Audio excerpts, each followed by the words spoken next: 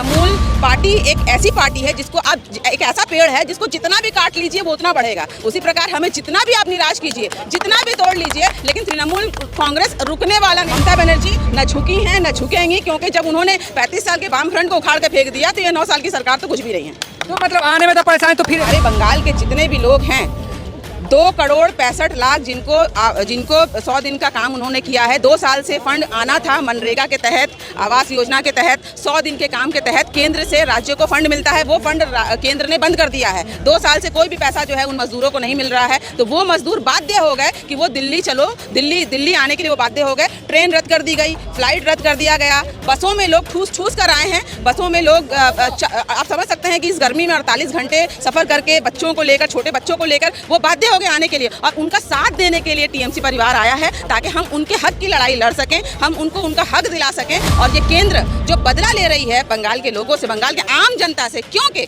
बंगाल के आम जनता ने ममता बनर्जी को मुख्यमंत्री तीसरी बार बहुमत के साथ जिताया था, इसका बदला वो इस रूप से ले रहे हैं कि उनका फंड बंद कर दिया, उनके पैसे बंद कर दिए। महंगाई तो खैर पूरे देश की बढ़ी गई है, लोग क्या खाएंगे, लोग क्या पिएंगे, इसका जवाब तो जनता देगी। 2024 का चुनाव सामने है और हम चाहते हैं, जनता के सामने हम अपील करते हैं कि जनता ही इस भाजपा को, इस भारत तोड़ो पार्टी को उखाड़ के फेंकेगी।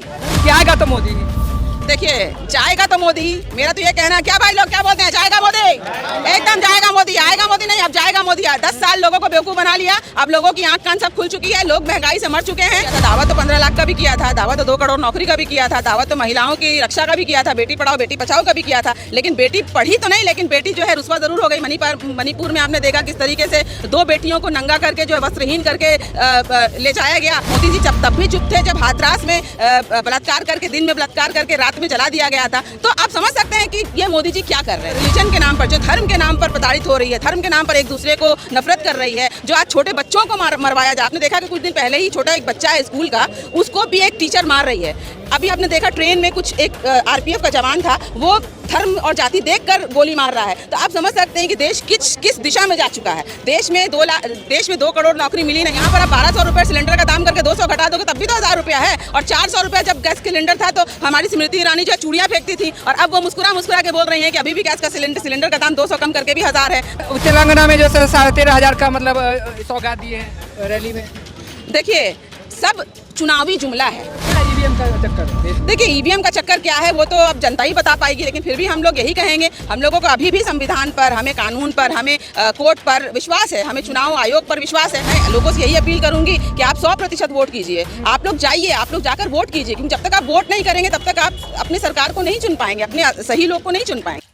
जी हाँ दोस्तों, आप देख रहे हैं बोल बेदर का। अभी हम गांधी दर्शन म्यूजियम के पास हैं, देख रहे हैं, और ये अपने मुद्दों को लेकर कोलकाता से आई हैं। इनका जो भी मुद्दा है सरकार से मांगे हैं, तो इनसे पूछते हैं आखिर इनकी मांगे क्या है और क्या चाहते हैं। मैम क्या मतलब देख रहे हैं आप यहाँ पर? देखिए, हमारी मांग बस यही है कि हमारे बंगाल के जितने भी लोग हैं 2,65,00,000 जिनको 100 दिन का काम उन्होंने किया है। 2 साल से फंड आना था मनरेगा के तहत, आवास योजना के तहत, 100 दिन के काम के तहत केंद्र से राज्य को फंड मिलता है। वो फंड केंद्र ने बंद कर दिया है। 2 साल से कोई भी पैसा जो है उन मजदूरों को नहीं मिल रहा है, तो वो मजदूर बाध्य हो गए कि वो दिल्ली चलो, दिल्ली आने के लिए वो बाध्य हो गए। ट्रेन रद्द कर दी गई, फ्लाइट रद्द कर दिया गया, बसों में लोग ठूस कर आए हैं। बसों में लोग आप समझ सकते हैं कि इस गर्मी में 48 घंटे सफर करके बच्चों को लेकर, छोटे बच्चों को लेकर वो बाध्य हो गए आने के लिए, और उनका साथ देने के लिए टीएमसी परिवार आया है ताकि हम उनके हक की लड़ाई लड़ सकें, हम उनको उनका हक दिला सकें। और ये केंद्र जो बदला ले रही है बंगाल के लोगों से, बंगाल के आम जनता से, क्योंकि बंगाल के आम जनता ने ममता बनर्जी को मुख्यमंत्री तीसरी बार बहुमत के साथ जिताया था, इसका बदला वो इस रूप से ले रहे हैं कि उनका फंड बंद कर दिया, उनके पैसे बंद कर दिए। महंगाई तो खैर पूरे देश की बढ़ी गई है, लोग क्या खाएंगे, लोग क्या पिएंगे, इसका जवाब तो जनता देगी। 2024 का चुनाव सामने है और हम चाहते हैं, जनता के सामने हम अपील करते हैं कि जनता ही इस भाजपा को, इस भारत तोड़ो पार्टी को उखाड़ के फेंकेगी। मैम जिस तरह से आपको रोक दिया गया तो आने में बहुत परेशानी, तो क्या कैसे प्लान फिर आगे नेक्स्ट प्लान? देखिए, उन गोरों ने भी बहुत रोकने की कोशिश की थी, अंग्रेज़ों ने भी रोकने की कोशिश की थी हमारे सेनानियों को, लेकिन वो रुके नहीं थे। उसी प्रकार तृणमूल पार्टी एक ऐसी पार्टी है जिसको आप, एक ऐसा पेड़ है जिसको जितना भी काट लीजिए वो उतना बढ़ेगा। उसी प्रकार हमें जितना भी आप निराश कीजिए, जितना भी तोड़ लीजिए, लेकिन तृणमूल कांग्रेस रुकने वाला पता नहीं है, क्योंकि हम ममता बनर्जी के सिपाही हैं। ममता बनर्जी न झुकी हैं न झुकेंगी, क्योंकि जब उन्होंने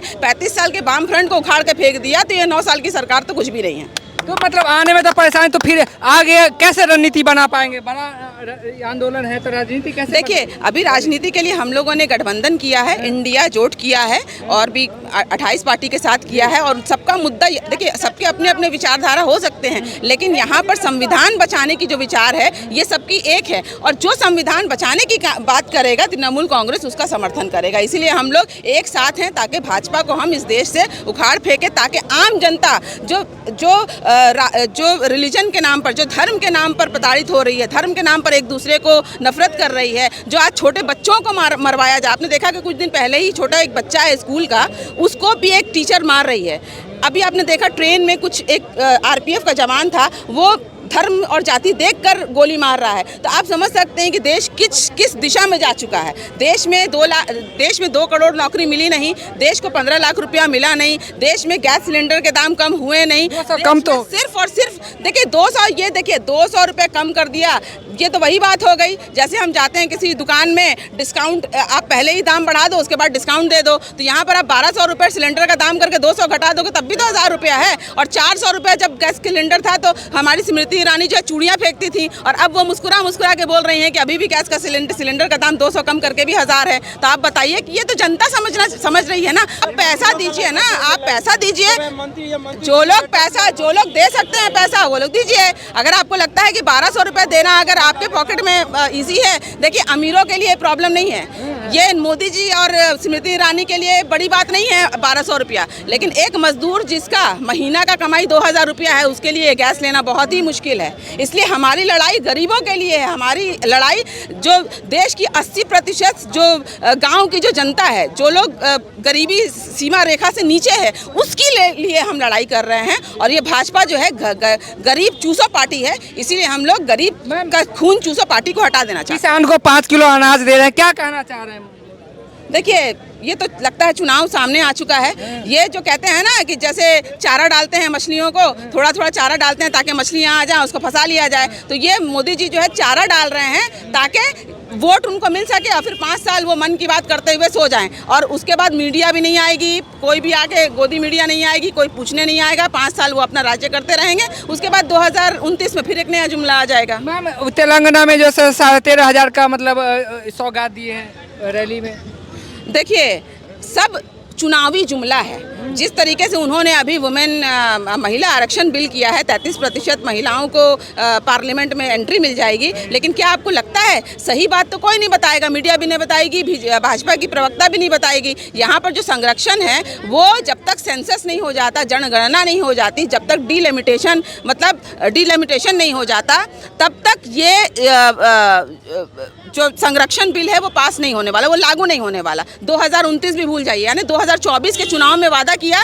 लेकिन 2029 में भी ये लागू नहीं होगा। तो आप समझ जाइए कि इसी प्रकार से वो जुमला देते हैं ताकि आम जनता तो उतना ज़्यादा जानती नहीं है। आम जनता को टीवी में आके बस बता दिया कि मोदी जी ने ऐसा किया, वैसा किया, ये किया, वो किया, लेकिन अंदर की बात जो है हम लोग बताने के लिए आए हैं ताकि लोग समझ सकें कि ये सामने जो मुखौटा है उसके पीछे कुछ और भी बात है। मैम, इंडिया को घमंडिया कह दिए, क्या कहेंगे? देखिए, मुझे मोदी जी को इंडिया नाम से इसलिए नफरत है क्योंकि आज झूठ हुआ है। जितने भी पार्टी हैं उन लोगों ने उनको उखाड़ फेंकने की कसम खाई है। और आज अगर हम लोगों मुझे तो लगता है कि जोड़ करके नाम मोदी रख दिया जाए तो मुझे लगता है कल को मोदी भी अपना नाम हटा देंगे। मैम, जिस तरह से देखा जा रहा है कि मतलब विकास हो रहा है, विकास अभी से दावा हो रहा है कि आएगा तो मोदी ही। देखिए, जाएगा तो मोदी, मेरा तो ये कहना है। क्या भाई लोग क्या बोलते हैं, जाएगा मोदी? एकदम जाएगा मोदी, आएगा मोदी नहीं, अब जाएगा मोदी। 10 साल लोगों को बेवकूफ़ बना लिया, अब लोगों की आंख कान सब खुल चुकी है, लोग महंगाई से मर चुके हैं, बिल्कुल खासकर जो गरीबी रेखा से नीचे लोग हैं वो लोग बिल्कुल प्रताड़ित हो चुके हैं। और खासकर अगर हम बंगाल की बात करें तो आप देख सकते हैं किस तरीके से लोगों का पैसा अटका दिया गया है, आम लोगों का पैसा, और सिर्फ इसलिए क्योंकि आम जनता ने ममता बनर्जी को चुना था और भाजपा को नकार दिया था। तो आप समझ सकते हैं ये कैसी राजनीति चल रही है देश में। कहा तो जाता है कि इंडिया खालिस्तानी, पाकिस्तानी, क्या क्या टुकड़े गैंग का मेंबर सब है। देखिए, इसका जवाब मैं नहीं दूंगी, इसका जवाब जनता देगी, वो भी बहुत जल्द। 2024 में अपने चुनाव, अपने वोट की ताकत से जनता जवाब देगी कि भाजपा को किस तरीके से ये देश से उखाड़ फेंका जाए। जिस तरह से विपक्ष हारती है तो कहते हैं ईवीएम खराब है, जीतने के बाद कहते हैं मतलब सही है, तो मतलब क्या है ईवीएम का चक्कर देश में? देखिए ईवीएम का चक्कर क्या है वो तो अब जनता ही बता पाएगी, लेकिन फिर भी हम लोग यही कहेंगे, हम लोगों को अभी भी संविधान पर, हमें कानून पर, हमें कोर्ट पर विश्वास है, हमें चुनाव आयोग पर विश्वास है। तो इस विश्वास के साथ हम आगे जाएंगे, हम वोट करेंगे। बाकी ऊपर वाले की मर्जी। बस मैं लोगों से यही अपील करूंगी कि आप 100% वोट कीजिए, आप लोग जाइए, आप लोग जाकर वोट कीजिए, क्योंकि जब तक आप वोट नहीं करेंगे तब तक आप अपनी सरकार को नहीं चुन पाएंगे, अपने सही लोग को नहीं चुन पाएंगे। तो गरीब तो खुश है ना, ये रोजगार भी तो कर रहे हैं, दावे कर रहे हैं कि रोजगार मोदी जी दे रहे हैं सब। देखिए दावे तो उन्होंने बहुत कुछ किया था, दावा तो 15 लाख का भी किया था, दावा तो 2 करोड़ नौकरी का भी किया था, दावा तो महिलाओं की रक्षा का भी किया था, बेटी पढ़ाओ बेटी बचाओ का भी किया था, लेकिन बेटी पढ़ी तो नहीं, लेकिन बेटी जो है रुस्वा जरूर हो गई। मणिपुर में आपने देखा किस तरीके से 2 बेटियों को नंगा करके जो है वस्त्रहीन करके ले जाया गया, और मोदी जी तब भी चुप रहे। मोदी जी आज भी चुप हैं, मोदी जी तब भी चुप थे जब हाथरस में बलात्कार करके, दिन में बलात्कार करके रात में जला दिया गया था। तो आप समझ सकते हैं कि ये मोदी जी क्या कर रहे हैं। खेद तो प्रकट कर रहे हैं, वो कह रहे हैं कि मुझे दुख है इस बात का, इस तरह का घटना करने वालों से। देखिए जब वीडियो वायरल हुआ, खासकर मणिपुर की अगर हम बात करें, 2 महीने बाद वीडियो वायरल हुआ, तो 2 महीने तक उन्होंने चुप्पी साध लिया। ऐसा नहीं कि उनको पता नहीं होगा, लेकिन जब वो बाध्य हो गए, जब उन्होंने देखा कि वीडियो वायरल हो गई और लोगों तक ये बात पता जा चुका है, तब उनको बाध्य होकर आके सामने इस तरीके का नाटक करना पड़ा। उस समय मोदी जी विदेशों में थे।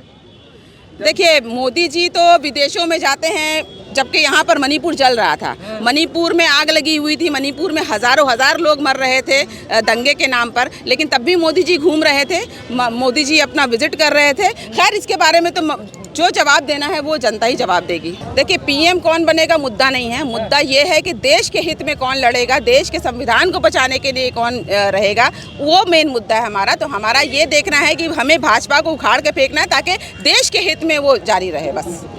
चले तो इस तरह के तमाम मुद्दों पे इन्होंने बेबाकी से अपनी राय रखी और बताया कि आखिर देश में क्या कुछ चल रहा है और कौन सा मुद्दा 2024 में आने वाला है। तो इस तरह का तमाम वीडियो देखने के लिए चैनल को सब्सक्राइब कर लिए, साथ में कमेंट करके अपनी राय जरूर दें। धन्यवाद।